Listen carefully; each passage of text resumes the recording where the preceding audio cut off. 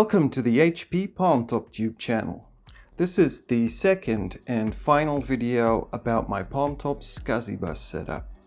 If you haven't seen the first video, I recommend watching it before continuing to watch this video, as it provides a brief introduction and history of SCSI for those who have no experience with it, and an overview of a more basic SCSI bus setup with less peripherals on the HP 200LX Palmtop. And in this video we will be expanding our SCSI bus by filling every single SCSI ID with a peripheral. So check out the first video if you haven't seen it yet before continuing. I'll provide a link in the description of this video. After going through my garage and through several boxes, I managed to find an old Sun Microsystems SCSI 2 enclosure. Now, this enclosure came with a SCSI CD-ROM. It's a SCSI 2 CD-ROM, and it's a really old one. It still uses caddies for each disk, and unfortunately, first of all, I think that this probably won't work anymore. And second of all, I don't have any caddies, so I won't be able to actually try this, even if it does work. So what I did instead is I opened my trusty Indigo 2 Unix workstation, which has a very convenient SCA system where you can simply slide the CD-ROM out. This is an example of an 80-pin SCA connector which carries both the SCSI signal and the power to a SCSI 2 internal connector and power. And in that machine I had a TEAC 32 speed SCSI 2 CD-ROM, which is perfect for our needs, and this one works. So the next issue I had was setting the SCSI ID. Now, if you look at the enclosure on the back, on the left here, there is a small selector with a number in it. There's a little window with a number and two little buttons up and down. This one is actually blocked. You can't, it doesn't matter how hard you push on it, the mechanism is broken. And it simply doesn't work. Even if it says 4 here, it still won't give a correct signal. And the way that it works is this little switch has a little flat cable on it with a little 3 times 2 pin header. And this then goes onto the CD-ROM's SCSI, the 3 pins that you use to set the SCSI ID. So I basically had to do away with that and just use 2 jumpers to manually set the SCSI ID that I want. So here's an example of that. So you have 3 jumpers, the first one 0, then 1, and then 2. So if you simply add 1 to each of those, you can just combine them into the SCSI ID that you want. So in this case 1, 2, 4. So if you put a jumper on 2 and 4 equals 6, this will be SCSI ID 6. And what I did then was I will install this drive into the enclosure, hook everything up.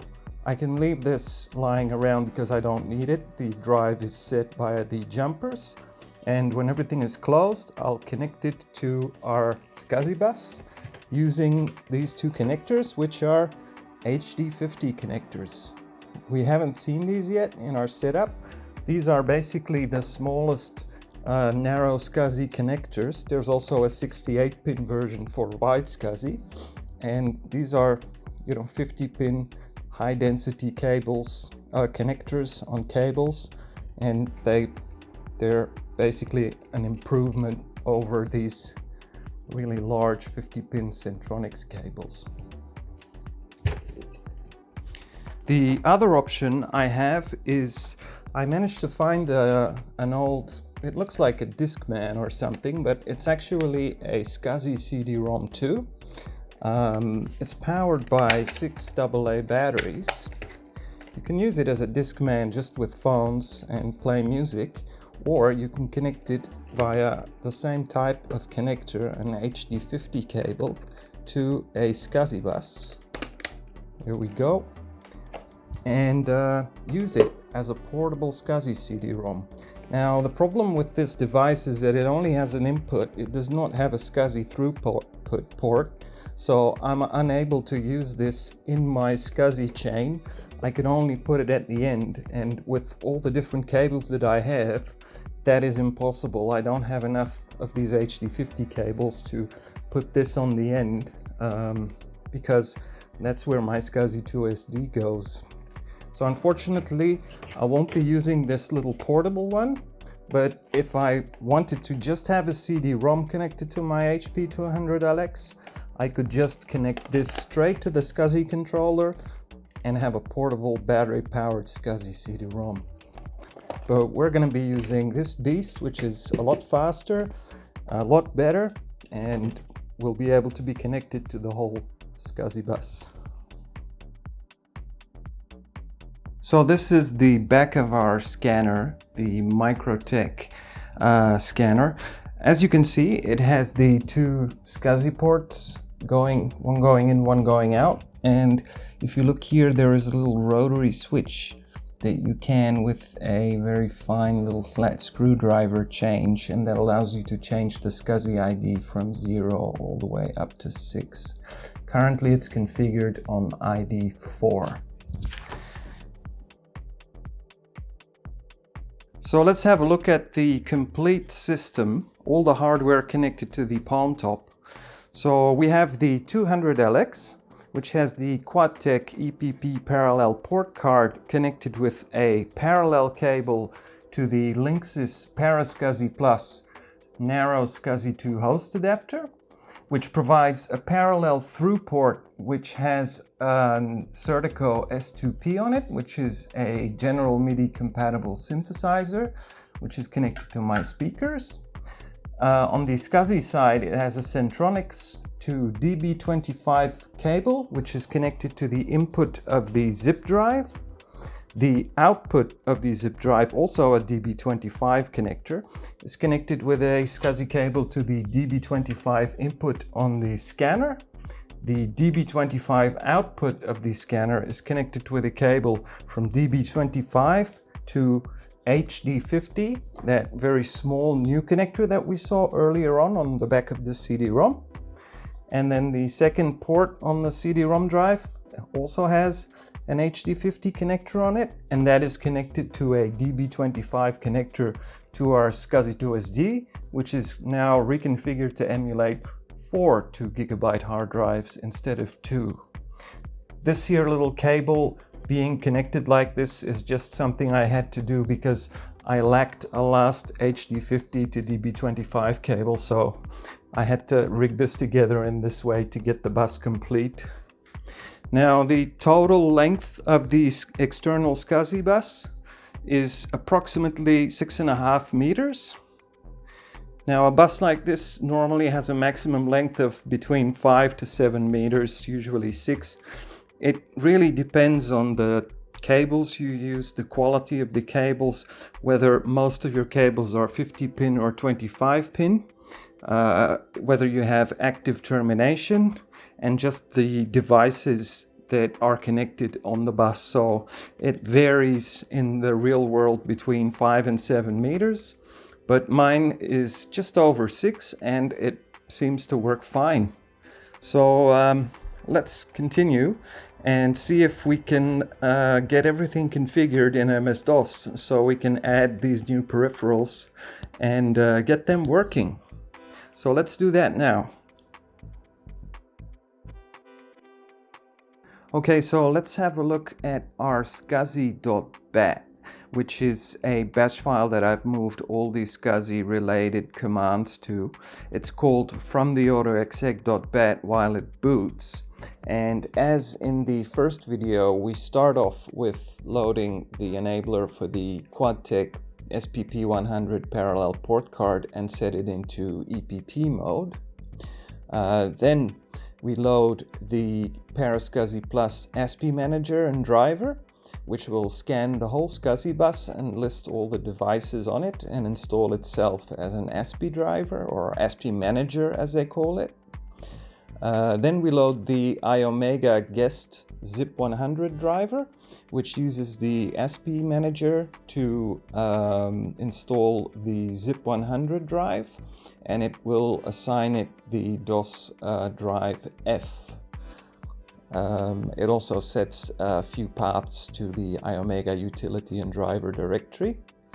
Then the next thing we do is we load the SCSI driver for hard drives. So this sits on top of the ASPI manager and will provide access to our hard drives. So what I'm doing is limiting it to the first 4 SCSI IDs. I have modified the configuration of the SCSI 2SD from 2 drives in the first video to 4 drives, and they have the IDs 0, 1, 2 and 3, so the first 4 devices on the bus, and I'm telling the driver with /D4 to stop after it's found those 4 drivers. This is so it doesn't create a second somewhat malfunctioning drive letter for the zip drive, which, you know, we already have that as the F drive with the IOMEGA guest driver we just loaded. So this initializes our 4 drives and will assign them the G, H, I and J DOS drive letters. The subst command here just makes my E drive a standard drive that I use, main hard drive with all my software and Windows and everything on it. Doesn't matter on what platform I'm running. If I'm running off SCSI or a CompactFlash, I can just subst wherever that drive is to the E drive, which makes things a lot easier. The next thing we do is for the CD-ROM. I'll show you in a minute all the different drivers that come with the ParaSCSI Plus for CD-ROMs, because not all SCSI CD-ROMs are compatible with each other. There are quite a few different brands and models that require their own driver. Fortunately, the TEAC 32-speed SCSI CD-ROM that I have is a generic compatible SCSI CD-ROM, so we just load the WBC CD-ROM, which is a generic CD-ROM, a generic SCSI CD-ROM driver, and that will find our SCSI CD-ROM. And the next thing we have to do is, normally under MS-DOS you use a tool called MS-CDEX to create the CD-ROM drive letter and install it so it works, but I'm using SHSU-CDX, which is a replacement MS-CDEX, which uses far less memory and is also a little bit more flexible configuration-wise. So when this is installed, it will assign the CD-ROM drive the drive letter K in DOS. And that's it. That's the end of the file. So if we reboot,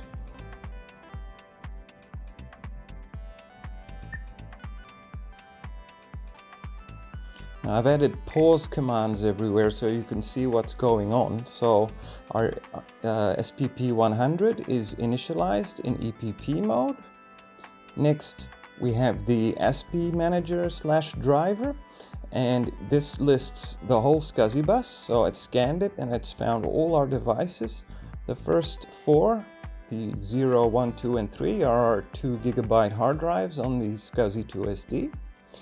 ID 4, we have the scanner 636EL, which is the string that is given by the SCSI device. It's actually a Microtech ScanMaker X6EL. The next SCSI ID 5 is our IOMEGA ZIP 100, and the last SCSI ID number 6 is the TEAC CD-ROM, which is the model name is a CD-532S, which basically means a 32-speed SCSI CD-ROM drive. If we continue, the IOMEGA guest driver installs and assigns the letter F to our zip drive. If we continue, we have our hard drive ASPI driver, which has detected our first 4 drives and has assigned them the DOS drives G, H, I, and J.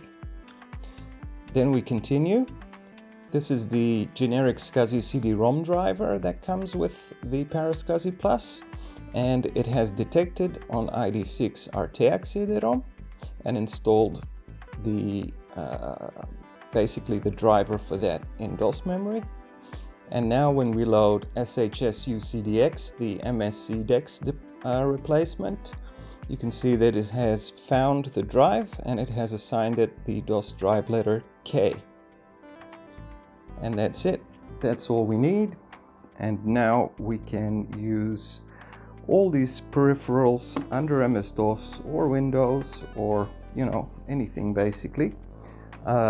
I told you I was going to show the different drivers that come with it for CD-ROMs. So if we have a look in my SCSI directory here on the C drive, there's a number of these device drivers. Most of these are actually CD-ROM drives. The first one is for a floppy drive, the second is for a floptical drive, so these are all ASCII drivers basically. The third one is for an NEC brand CD-ROM. Then we have a Toshiba CD-ROM, and then we have several more CD-ROM drivers like NEC and Sony, and also the hard drive and ASCII driver.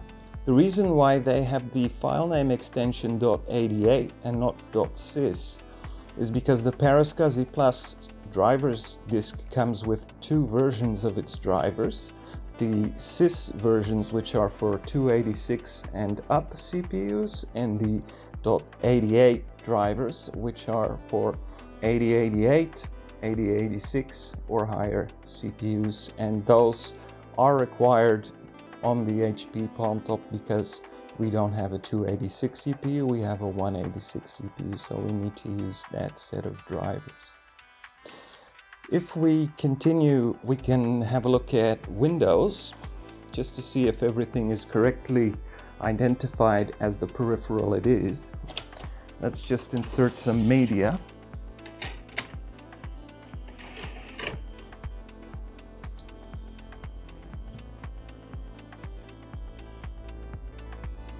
And I'm just going to open my file manager.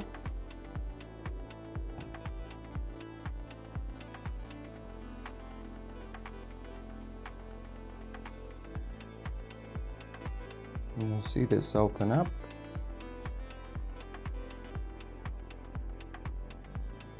And it's going to give us a complete overview of all the devices on the system.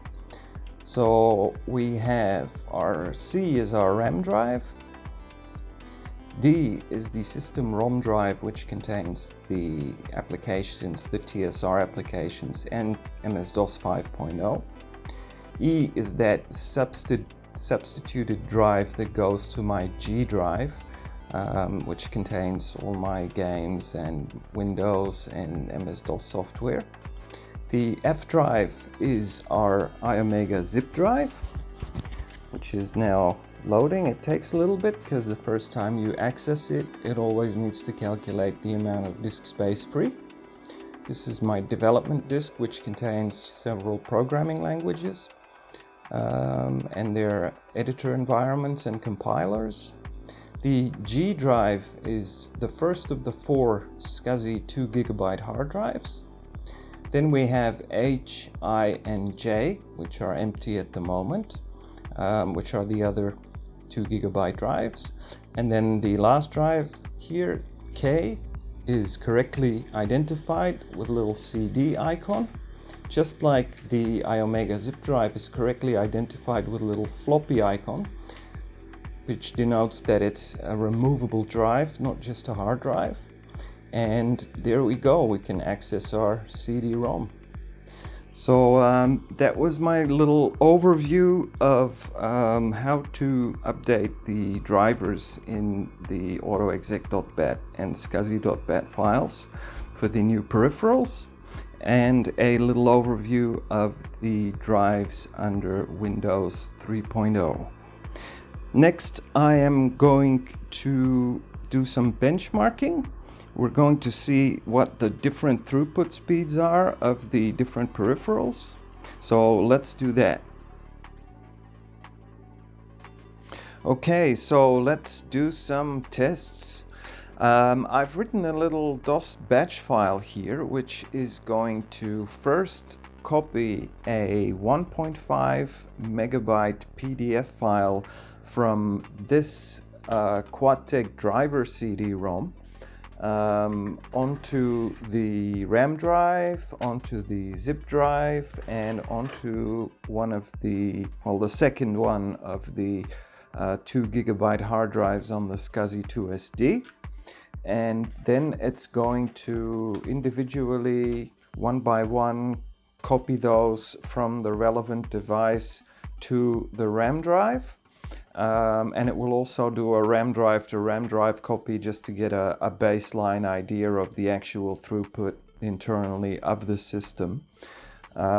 It's a fairly simple script. I'm going to launch it now. First, what it's going to do is copy that PDF file.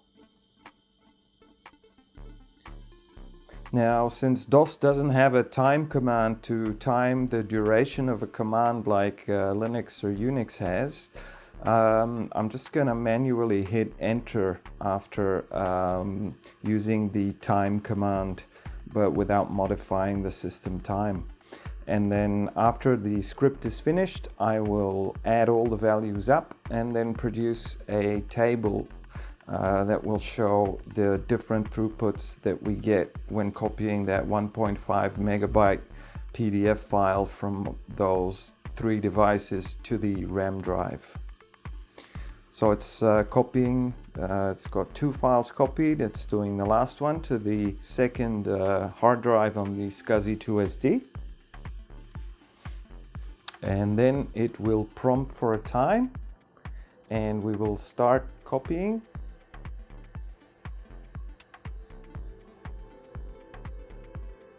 So it's currently copying from the CD-ROM to the RAM drive.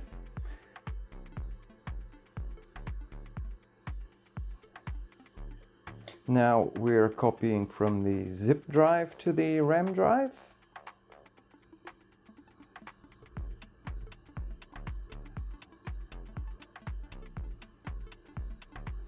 And now we are copying from the SCSI 2SD second hard drive to the RAM drive.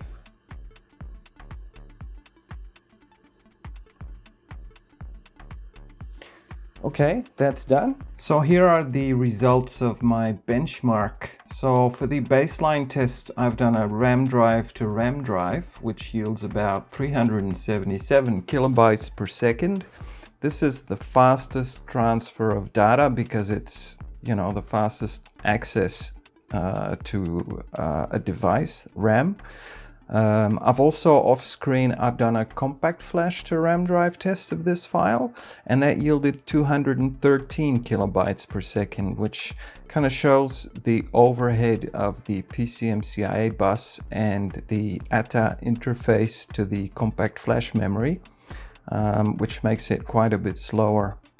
Then we have the results for our SCSI peripherals with our CD-ROM going for 132 kilobytes a second. The zip drive is the slowest at 129 kilobytes a second, and the second drive of the SCSI 2SD comes in fastest at 143 kilobytes per second. So in general, compared to CompactFlash, the difference is approximately 67 to 68% the speed of copying a file from a CompactFlash to the RAM.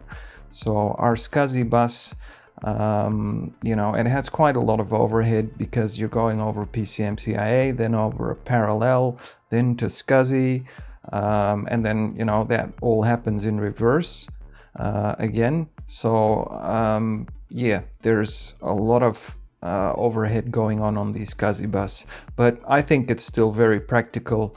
Remember, we're working on an XT class machine here, and we're basically reading half of a 360 kilobyte single density floppy in a second, which is still pretty good. And on a system with only 640 kilobytes of RAM, you know, we can load that RAM full in just a few seconds. So I'm quite pleased with these results. Okay, you might be wondering, what about the Flatbed Scanner? This is a bit of a problem. I have not managed to find any software that will run on the 200LX that supports this scanner. I mean, physically, the scanner is connected to the SCSI bus. The ASPI manager sees it. It even reads its name, its string, when you see the ASPI manager start up in MS-DOS, as I've shown before. So the scanner is physically connected and functioning. All I need is software that actually can use it. And unfortunately, there simply does not exist any software that I have been able to locate during the last weeks for Windows 3.0 running under real mode or MS-DOS. And there simply isn't anything that supports a SCSI scanner around. I have searched high and low. I've Googled hundreds of sites. I have used the Wayback Machine, the archives.